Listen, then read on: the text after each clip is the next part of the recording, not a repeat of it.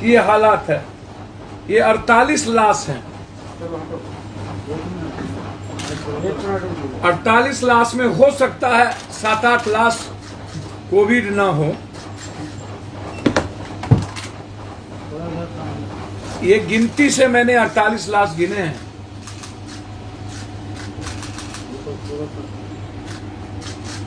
सामने दिखाई और दिन में ही 48 लाश है। हाथ हटा दीजिए ना जी। और एक घाट पर है जिसमें मेरे ख्याल से 38 से 39-40 के लगभग ये पॉजिटिव लाश होंगे। और इस लाश के लिए वहां 6,000 से 15,000 तक रुपया लिया जाता है जलाने के लिए। उसके भी वीडियो है मेरे पास। मेरे सामने 6,000 रुपया लिया गया लाश जलाने के लिए। सरकार कहती है 65 रुपया। 6,000 रुपया कोई देश डोम राजा को मुझे आपत्ति नहीं है, कोई दान दे दे मुझको आपत्ति नहीं है, लेकिन लाश जलाने के नाम पर स्कीम से पैसा ले, वो आश्चर्य होगा। सरकार को अब शमशान घाट खोल लेना चाहिए कि उससे ज्यादा इनकम अब आएंगे। हर परिस्थितियों में शमशान से लाभ। दूसरा यह है SKMCH। ये देखिए SKMCH का कचरा देखिए। ये वार्ड हमारे सामने 3 लाशें। ये कचरा लैट्रिन और बाथरूम वार्ड में तैर रहा था। सारी लैट्रिन और बाथरूम में एक आदमी, आपको आश्चर्य होगा। ये देखिए, ये देखिए, ये लैट्रिन देखिए। ये कोई मतलब आप आश्चर्य होगा। बाथरूम ये सब आपको आश्चर्य लगेगा। मतलब मेरा 2-3 बात कहना है सरकार से कि कितने लाश के बाद, कितने शमशान के बाद आप तय करेंगे। पहला है कि प्राइवेट हॉस्पिटल को सरकार कुछ महीनों के लिए अपने नियंत्रण में ले। प्राइवेट हॉस्पिटल को सरकार अपने नियंत्रण में ले। स्पेशल टास्क फोर्स का गठन करे जो यह तय करे कि किसे अस्पताल की जरूरत है, किसे कोविड वार्ड की जरूरत है और किसे कोविड वार्ड की जरूरत नहीं है। हर अस्पताल में स्पेशल नर्स की व्यवस्था हो जो सिर्फ ऑक्सीजन देके मरीज का दूसरा कोई काम ना करे। रिटायर्ड जज और रिटायर्ड प्रशासनिक अधिकारियों को अस्पताल के मैनेजमेंट में लगाया जाए, कोविड अस्पताल के मैनेजमेंट, ताकि चिकित्सकों और नर्सों पर लोड कम पड़े।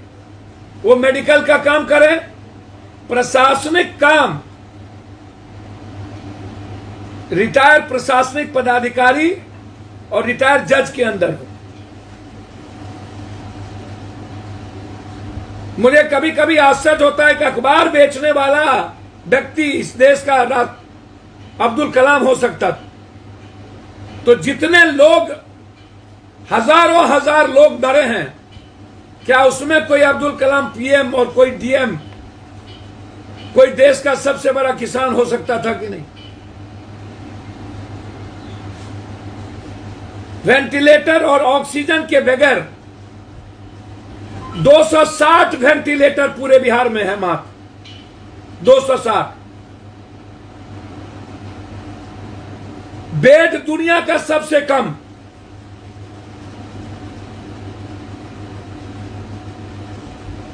फिर सरकार जिंदा कहां से रखेंगे लोगों को? ऑक्सीजन का हाहाकार। ऑक्सीजन के एजेंसी वाले कंप्लीट ब्लैक मार्केटिंग कर रहे हैं।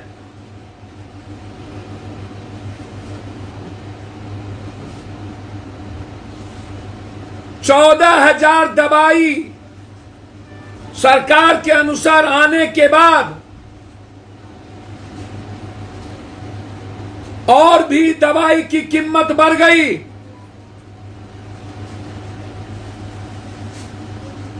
चालीस 70 हजार में एक रेमडेसिविर,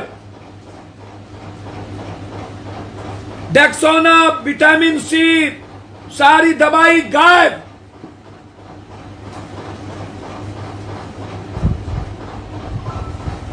बिहार सरकार और भारत सरकार मिलकर जो ओरिजिनल दाम है दवाई की, उसको सरकार के द्वारा मुहैया कराया जाए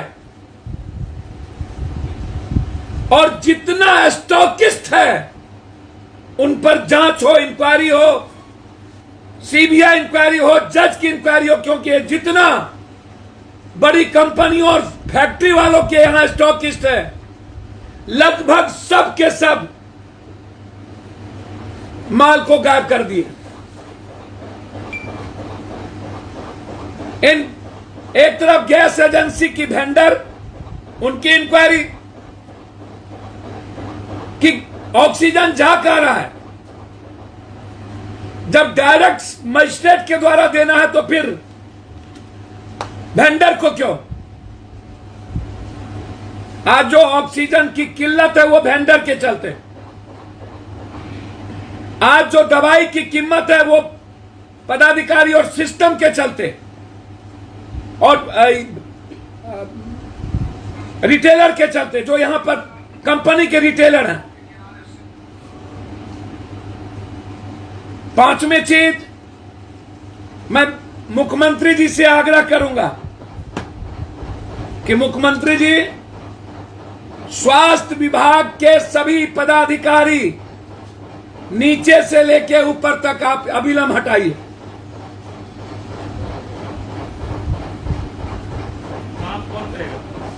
आप दूसरा बैठाइए। मुख्यमंत्री जी को पूरा का पूरा बरगलाने का काम किया। एनएमसीएच में ऑक्सीजन आज भी नहीं है।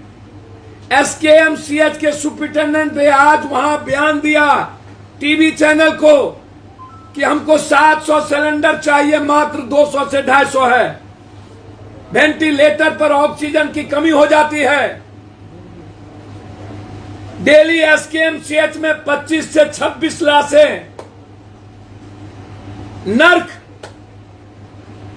न पानी की सुविधा, एक भी बाथरूम में पानी नहीं था। सारे प्रेस के लोगों ने देखा,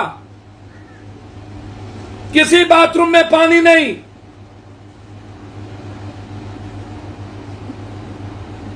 कोई सफाई कर्मी नहीं और एक भी डॉक्टर नहीं जाते थे। रेमडेसिविर किसी को नहीं मिला अभी तक।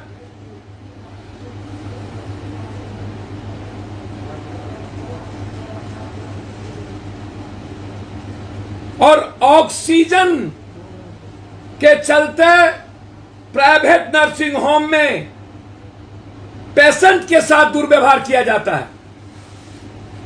रात में मैं कई निजी और नर्सिंग होम गया हूं, उसको भगाने की तैयारी।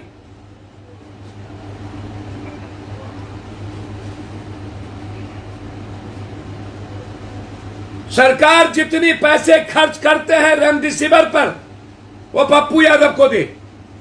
हम एक एक व्यक्ति को रेमडेसिविर पहुंचाएंगे, 1 रुपया नहीं लगेगा।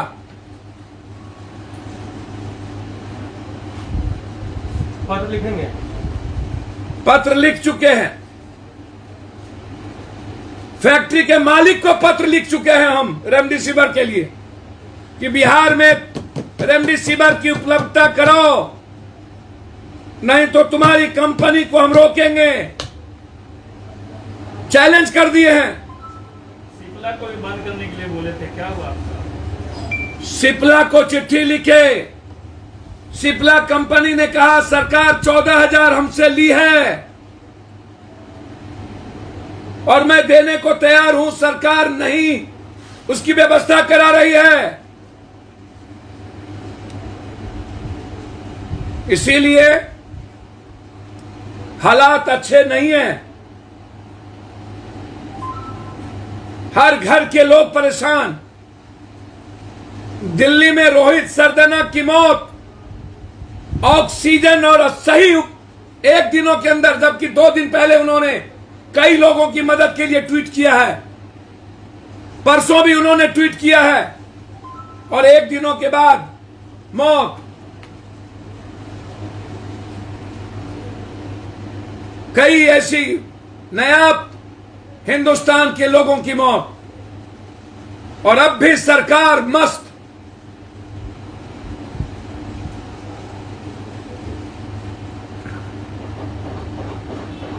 इसीलिए मैंने ये बात आपको कही कि स्वास्थ्य विभाग के सभी पदाधिकारी को निकाल हटाने की जरूरत है।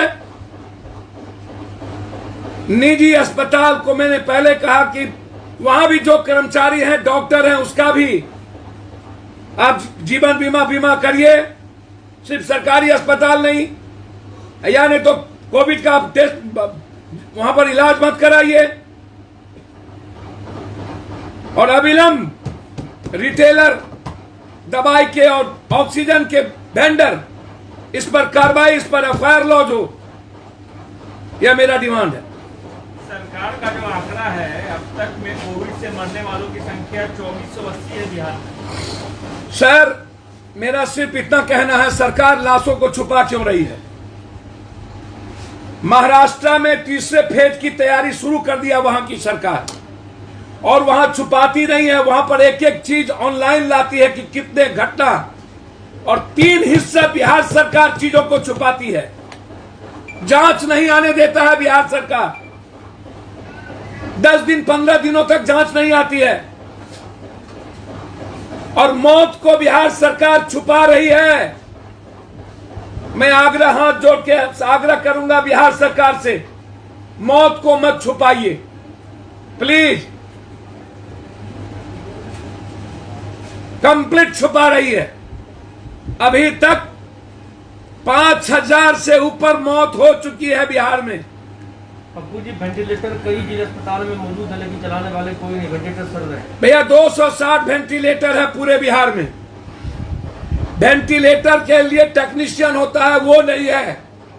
और वेंटिलेटर लगभग खराब पड़ा हुआ है, क्योंकि कभी लगा ही नहीं।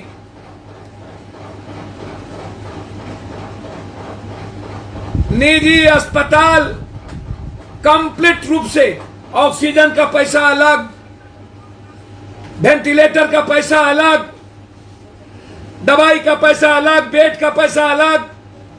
1 दिनों में 1 लाख रुपया। भाई, इतनी लूट। सरकार से मैं मांग करता हूं, पत्रकार जी, आप सबसे हाथ जोड़कर मैं वचन देता हूं, इस टीवी के सामने हम खुद कंपनी से लाएंगे दवाई। सरकार हमको लाने का आदेश दे।